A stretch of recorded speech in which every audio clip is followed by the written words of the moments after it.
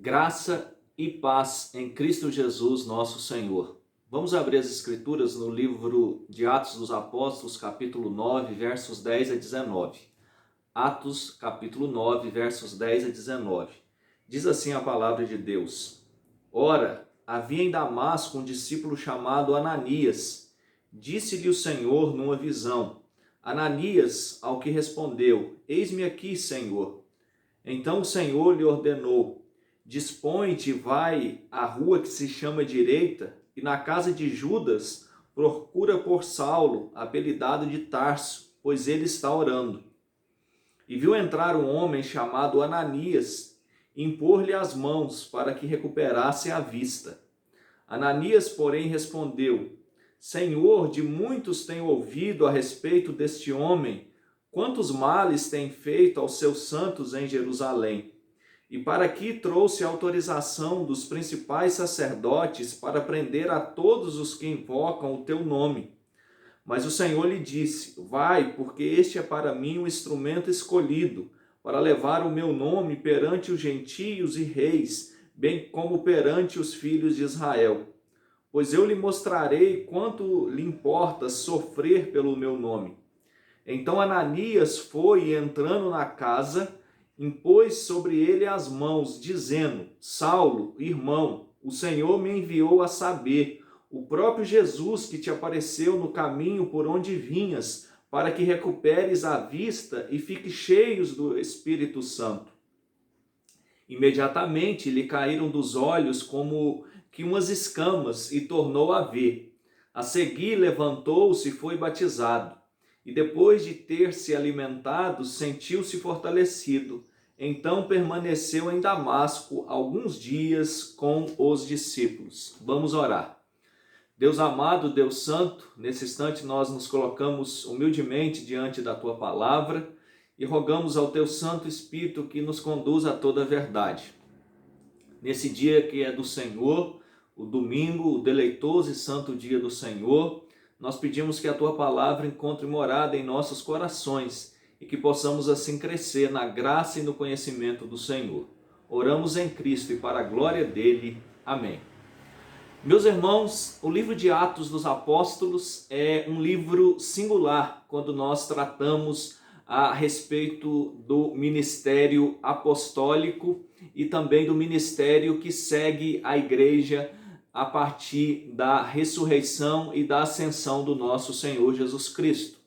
Nós muito bem sabemos que esse livro ele deveria ser uma continuidade do evangelista Lucas. Lucas escreveu esses dois livros, mas na obra original era apenas um livro, e você encontra tanto no livro de Lucas, no Evangelho do Senhor Jesus Cristo, sobre a sua narrativa, e também na abertura de Atos, que esses livros, que era o único livro, foi endereçado ao excelentíssimo Teófilo, que era romano de nascimento, era um homem de muitas posses e que financiou a escrita desse evangelho e também do livro de Atos dos Apóstolos. Segundo John MacArthur, esse livro, o livro de Atos dos Apóstolos, deveria chamar-se o Atos do Espírito Santo por meio dos apóstolos, pois os apóstolos vão cumprir aquilo que o Senhor Jesus Cristo determinou, cumprindo também a ordem que está em Atos 1:8. E o evangelho deveria sair de Jerusalém, na Judéia, Samaria e até os confins da terra. O evangelho chega a Samaria no capítulo 8, após aquela perseguição. Nós sabemos que isso acontece por meio de Filipe, que era um evangelista e um dos diáconos eleitos ali no capítulo de número 6 para a igreja de Jerusalém. Nós também vemos que a partir de Atos 19, o evangelho chega aos gentios no seu máximo apogeu, na sua manifestação contumaz, quando o apóstolo Paulo chega ali na cidade de Éfeso, e ali ele trata sobre o evangelho do reino, sobre alguns discípulos que só conheciam a pregação de João Batista.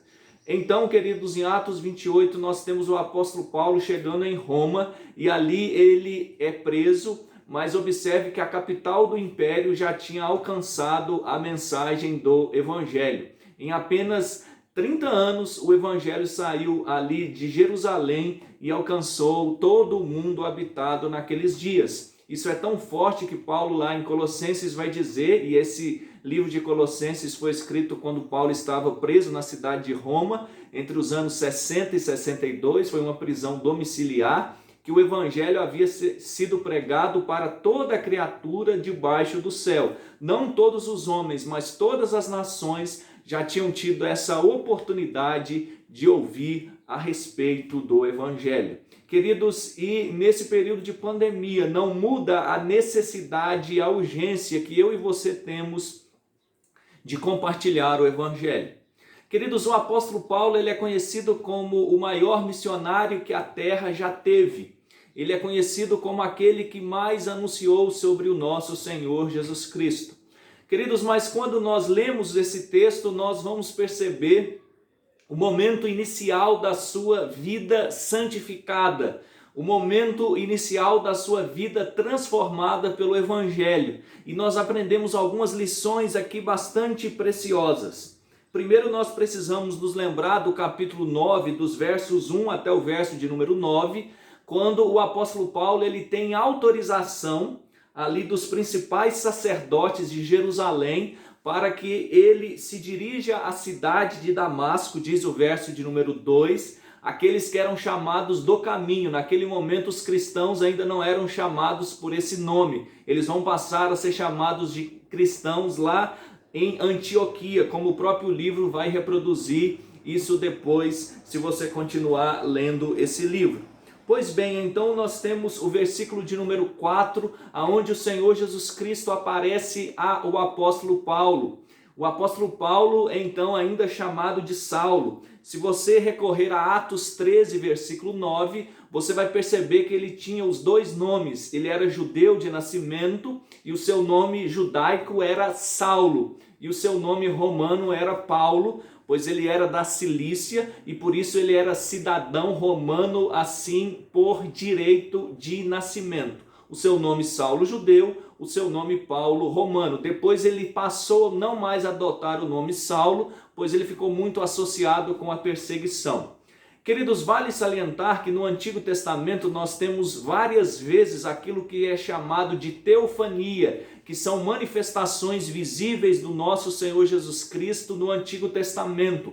Como, por exemplo, o quarto homem ali na fornalha com os amigos de Daniel. Nós temos também o episódio onde nós encontramos aquele encontro do Senhor Jesus Cristo com Abraão, quando o Senhor lhe faz promessas. Nós temos também quando Jacó transpõe o val de Jaboque, no capítulo 32 de Gênesis, e ali ele luta com o homem, com o anjo do Senhor até o romper da manhã.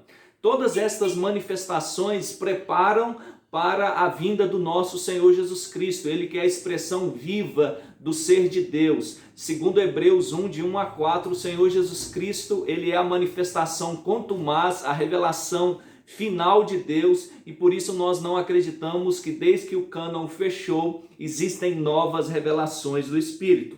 Mas aqui nós temos o único caso, no capítulo 9, daquilo que é chamado de cristofania, que já é uma manifestação visível do Senhor Jesus Cristo após a sua ascensão. E aqui o apóstolo Paulo passou por esse episódio e foi chamado, comissionado para não mais perseguir a Cristo, mas viver para a glória dele.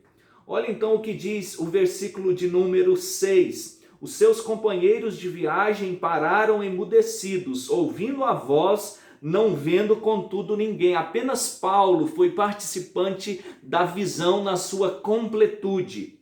E o verso de número 8 diz que Paulo estava cego e que agora ele então precisava ser auxiliado. O verso 9 diz: esteve 3 dias sem ver, durante os quais nada comeu nem bebeu. E aí nós chegamos então ao ponto da nossa passagem. Você vai perceber a partir do verso de número 20 que Paulo já anuncia categoricamente, de maneira enfática, que o Senhor Jesus Cristo era o Messias de Deus. Mas então nós vamos ler alguns versos desta passagem e tirar algumas lições preciosas para a nossa vida. Verso 10 e verso de número 11 são os primeiros 2 versos que eu quero destacar. O verso 10 faz menção de um homem chamado Ananias. Esse era um nome bastante comum naqueles dias, como você pode encontrar no capítulo 5, verso 1, onde se faz menção de um homem que morreu porque ele era um mentiroso, ele tentou enganar os discípulos do Senhor, e a Escritura diz que ele tentou enganar o próprio Espírito do Senhor. No capítulo 23, versículo 2, nós temos um sumo sacerdote chamado Ananias. Observe como esse nome era bastante comum. Mas aqui nós temos um discípulo, ele era, segundo os estudiosos do Novo Testamento, judeu, mas ele vivia na cidade de Damasco e ele servia ao Senhor.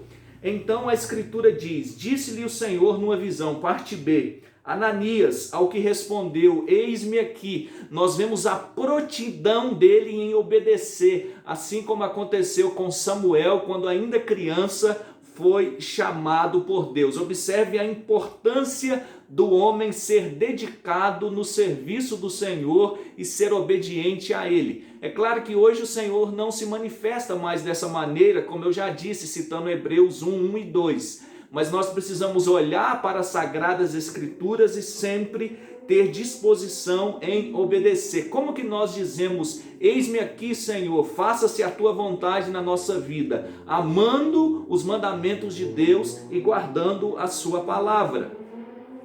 Ele vai então à rua chamada direita, essa é a ordem que ele recebe no verso 11, e aqui nós temos um fato curioso, esse Judas só é citado nesse episódio aqui, a casa na rua direita era a casa de Judas, e Judas também era judeu, e era um nome bastante comum, como os irmãos o bem o sabem. Interessante que o apóstolo aos gentios, Paulo, ele começa o seu ministério sendo recebido, sendo hospedado por um judeu, e é outro judeu cristão também que vai o batizar. Queridos, agora é muito importante você considerar o que a Escritura diz, e aqui são palavras do próprio Senhor Jesus Cristo, quando no verso 10 e no verso 11 nós temos a expressão Senhor. Essa expressão significa o Senhor exaltado, Cristo exaltado. A expressão é Kyrios aqui na língua grega. Kyrios era a palavra utilizada para que o imperador fosse adorado ali naquele mundo pagão onde o Império Romano dominava. E essa palavra Kyrios foi utilizada então assim para declarar que o imperador não era Deus, os imperadores se declaravam assim, mas que o Senhor Jesus Cristo é Deus. Ele está orando. Observe como o ministério do apóstolo Paulo começa com oração. Paulo começa o ministério com oração porque ele começa o ministério sabendo que nada ele poderá fazer senão pela ação de Deus. E isso é muito marcante. Nós sabemos, e ele diz lá em Filipenses, que ele era da tribo de Benjamim, ele havia sido circuncidado ao 8º dia. Perante a lei ele era fariseu, ele era irrepreensível, mas tudo isso ele considerou como refúgio quando ele entendeu a sublimidade do Evangelho. Queridos, quando nós entendemos o que é o Evangelho, somente Cristo pode nos guardar e pode assim usar-nos para a glória do seu nome. O reverendo mestre José João de Paula, ele faleceu esse ano, meu professor no seminário de Belo Horizonte, ele foi meu professor de exegese do Novo Testamento. Ele escreve em um dos seus livros sobre a oração. Oração não é condição para Deus fazer sua obra, mas é contingência para Deus operar em sua obra. Significa que certos planos de Deus não são realizáveis enquanto alguém não ora para que eles se realizem. Observe que o que o reverendo Zé João está dizendo aqui é que a obra de Deus ela vai acontecer da mesma forma, mas existe alguns pontos cruciais no que diz respeito à oração. A oração não muda o projeto de Deus, mas alguns dos decretos de Deus só acontecem quando o cristão se propõe a orar, como Paulo estava fazendo. O que isso significa? A obra de Deus vai acontecer de qualquer maneira. O decreto do Senhor vai se cumprir de qualquer maneira, mas às vezes Deus não vai utilizar a vida de um cristão e vai utilizar de outro cristão que teve a disposição de orar. O verso 12 deixa claro que ele via um homem que ia lhe impor as mãos para que ele recuperasse a visão. Queridos, essa ação de impor as mãos está associada no ensino veterotestamentário e também no ensino neotestamentário para a capacitação para cumprir uma obra. Por exemplo, Moisés, ele colocou as mãos e a congregação sobre Josué para ser o seu substituto. Nós sabemos que no Novo Testamento nós temos a ordenação de oficiais, os pastores, os presbíteros e os diáconos. Apesar que pastor e presbítero, na verdade, são um único ofício no Novo Testamento, eles são chamados de presbítero, por isso todo presbítero é pastor, todo pastor é presbítero.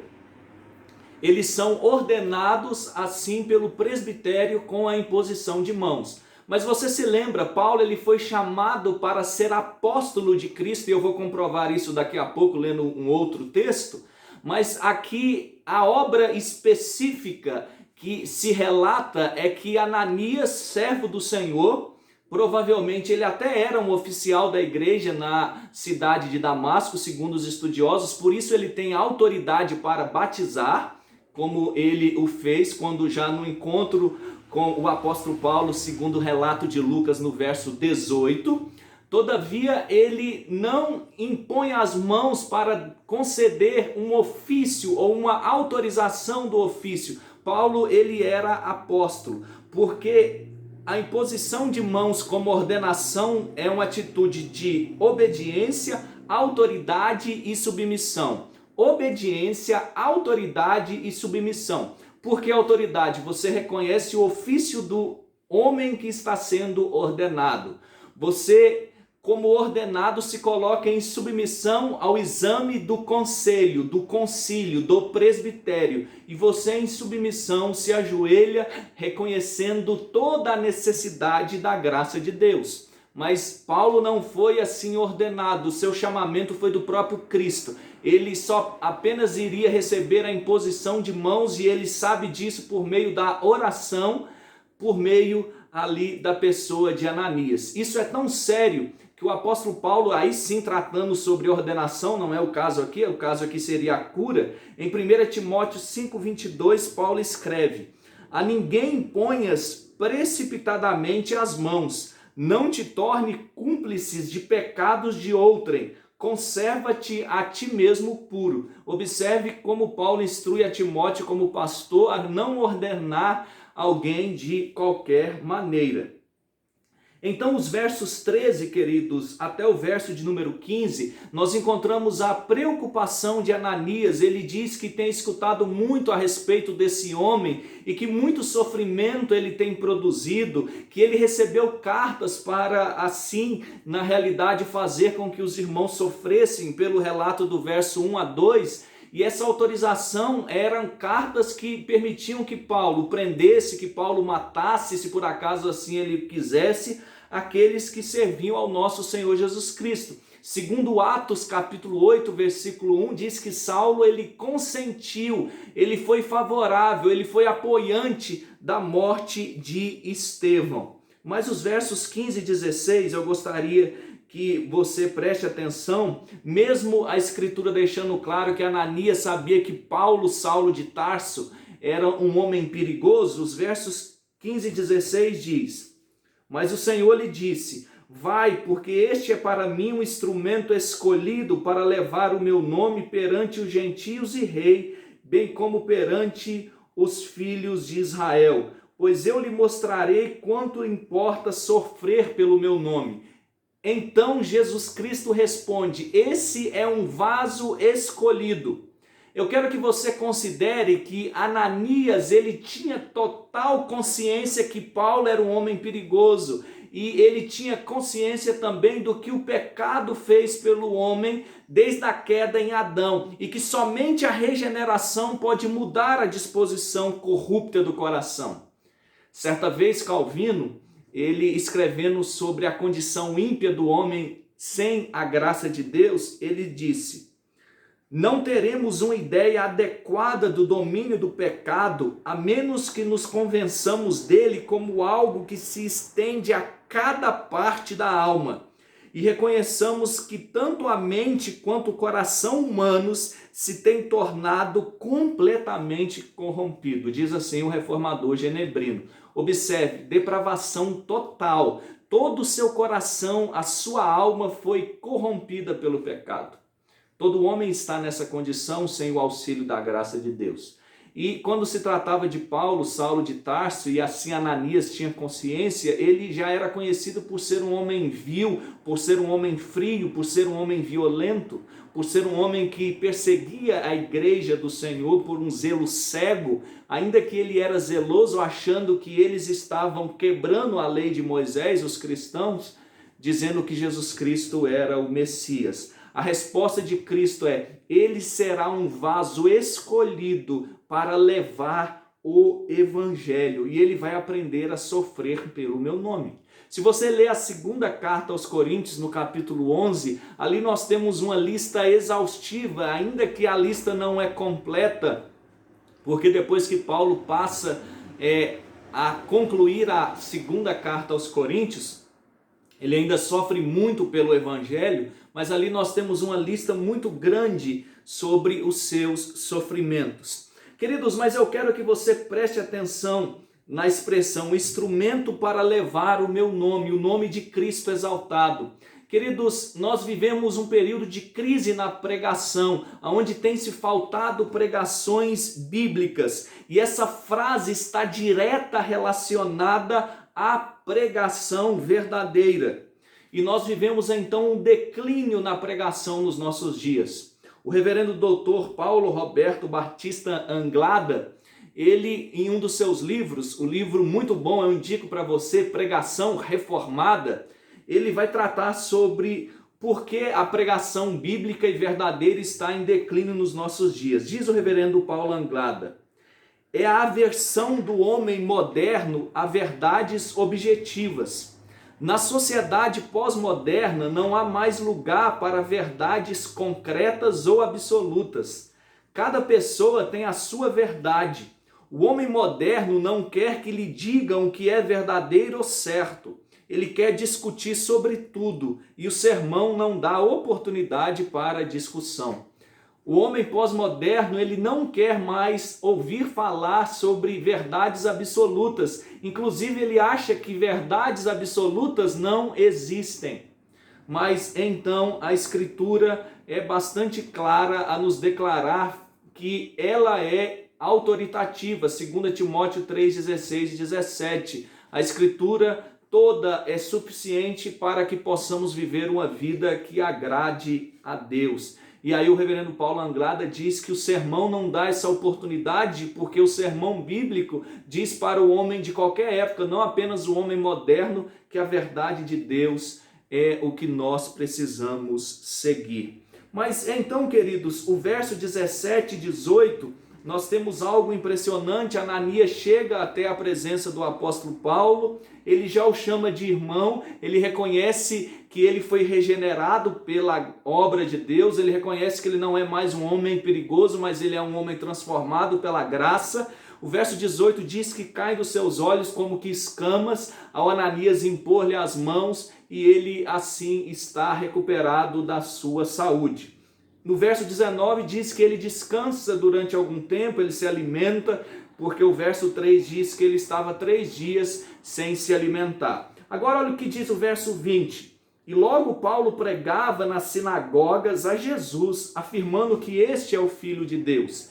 Nas sinagogas ali na cidade de Damasco, ele já começa a anunciar que Jesus Cristo é o Quírios, que Jesus Cristo é o Filho de Deus. Verso 26. Tendo chegado a Jerusalém, procurou se juntar com os discípulos todos, porém o temiam, não acreditando que ele fosse discípulo. Ainda em Jerusalém, quando ele chega, há um certo temor se verdadeiramente ele é um regenerado. Agora, queridos, o verso de número 21 diz que é destacado mesmo em Damasco, que em Jerusalém ele perseguia a igreja, mas depois se comprova pelo seu testemunho de vida da sua conversão. Mas o verso 26 diz que quando ele chega a Jerusalém, os discípulos ainda o temiam. Só que aqui do verso 20 até o verso 26 nós temos um longo intervalo que o livro de Atos dos Apóstolos não nos apresenta em detalhes, mas que vai ser justamente o livro de Gálatas, no capítulo 2, versos 10 a 18, que vai nos apresentar isso. Esse intervalo dele pregar Paulo, na cidade de Damasco, e pregar na cidade de Jerusalém. Abra comigo Gálatas 2, 10 a 18. É um texto longo, mas ele é muito essencial para que possamos compreender aqui a verdade de Deus. Gálatas capítulo 1, Gálatas capítulo 1. Gálatas 1, verso 10, a Escritura diz: porventura procuro eu agora o favor dos homens ou de Deus? Ou procuro agradar a homens? Se agradasse ainda a homens, não seria servo de Cristo. Faço-vos, porém, saber, irmãos, que o evangelho por mim anunciado não é segundo o homem, porque eu não recebi nem o aprendi de homem algum, mas mediante revelação de Jesus Cristo. Olha só o que o apóstolo Paulo vai dizer, que o evangelho que ele prega é por chamado da revelação do Espírito Santo, revelação de Cristo. Verso 13, porque ouvistes qual foi o meu proceder outrora no judaísmo, como sobremaneira perseguia eu a igreja de Deus e a devastava, o contexto que nós acabamos de ler em Atos, e na minha nação, quanto ao judaísmo, avantajava-me a muitos na minha idade, sendo extremamente zeloso das tradições de meus pais. Quando, porém, ao que me separou antes de eu nascer e me chamou pela sua graça, aprouve revelar seu Filho em mim, para que eu pregasse entre os gentios, sem detença não consultei carne e sangue. Então ele diz que ele era um homem zeloso no judaísmo, mas quando Deus o Pai o separou para que ele pregasse que Cristo era o Filho de Deus, ele não consultou carne e sangue. Verso 17, nem subi a Jerusalém para os que já eram apóstolos antes de mim, mas parti para as regiões da Arábia e voltei outra vez para Damasco. Olha só, parti para as regiões da Arábia e voltei outra vez para Damasco. Versículo 18. Decorridos 3 anos, então subi a Jerusalém para avistar-me com Cefas e permaneci com ele 15 dias. Observe que o apóstolo Paulo, antes de ir a Jerusalém, tem-se um intervalo entre os versos 20 e 26 de Atos 9, de 3 anos, que aqui em Gálatas ele relata. Lucas não fez esse relato, mas ele sai de Damasco por ordem de revelação de Cristo, ele vai até as regiões da Arábia. Queridos, as regiões da Arábia é a região onde está o Monte Sinai.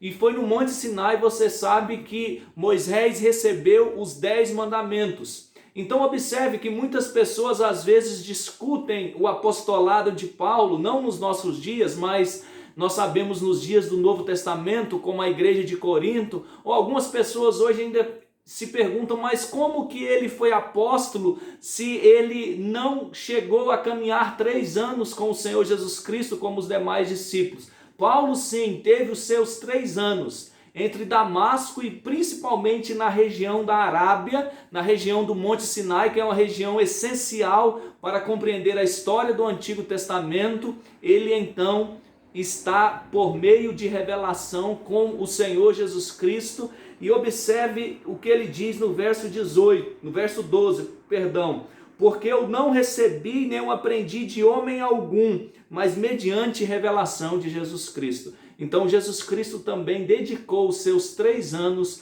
de preparação para que Paulo fosse apóstolo. Queridos, isso é maravilhoso quando nós compreendemos a biografia paulina. Queridos, mas algo para que nós possamos salientar na nossa vida nesse instante, aplicar. Em primeiro lugar, Paulo começa o seu ministério em oração. Paulo começa o seu ministério confiando plenamente que ele não é suficiente para a obra que Deus o chamava. Em segundo lugar, Paulo, durante todo o seu ministério, ele se entrega apenas à revelação de Deus, apenas à sua palavra. Como que eu e você precisamos caminhar na vida cristã, dedicando-se à oração e também se lembrando que somente pela palavra de Deus nós podemos caminhar. Em 1517, quando começou a reforma protestante com o monge agostiniano Martinho Lutero, com tantos sofrimentos, depois, quando ele já estava quase morto, mas a algumas décadas a reforma já estava em vigência, ele deixa bastante claro que ele não fez absolutamente nada, a palavra de Deus fez tudo. E para que nós possamos concluir, nesse momento onde o mundo espera por tanto conforto, por uma solução em meio à pandemia da Covid-19, você tem duas maneiras de entender essa situação: murmurando e pecando contra Deus, e assim nós sabemos que o Senhor ficaria claramente tendo sobre a sua vida a manifestação da sua disciplina. Se você realmente conhece a Deus, nós sabemos que cada pecado ele vai contra a santidade de Deus, ele fere a santidade de Deus. Ou nós podemos passar por essa situação lembrando-nos das palavras do Senhor Jesus Cristo por meio das Escrituras. Ele é a palavra de Deus que se fez carne, e buscando a Deus em oração. Então leia as Sagradas Escrituras, medite nas Sagradas Escrituras, não apenas nesse período, mas durante toda a sua vida, e entregue-se à oração. Qual que é o segredo do ministério do apóstolo Paulo? Ele se entregou à oração e à Escritura desde o início do seu ministério, até o dia que ele foi degolado em Roma e se apresentou ali diante do Senhor Jesus Cristo no céu. Que assim também possa ser a minha e a sua caminhada cristã. Vamos orar?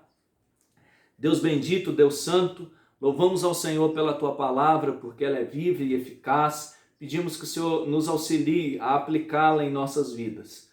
Ó Deus, o ministério de Paulo, um homem tão admirável, nós percebemos que se iniciou com oração e com meditação da tua palavra, e assim a vida cristã dele se estendeu para sempre.